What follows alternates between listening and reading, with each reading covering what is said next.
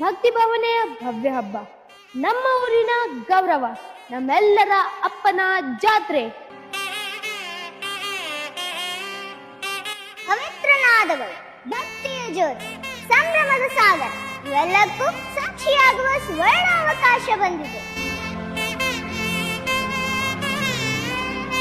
March 7ರಂದು Shri ಶರಣಬಸವೇಶ್ವರರ ಉಚಾಯಿ ರಥೋತ್ಸವ, ಭಕ್ತಿ ಭಾವ ಮತ್ತು ಭವ್ಯತೆಯ ಮಹಾಸಂಗಮ. ಮಾರ್ಚ್ 8ರಂದು ಶ್ರೀ ಶರಣಬಸವೇಶ್ವರರ ಮಹಾರಥೋತ್ಸವ, ಸಾವಿರಾರು ಭಕ್ತರ ನಡುವೆ ದಿವ್ಯ ರಥಯಾತ್ರೆ.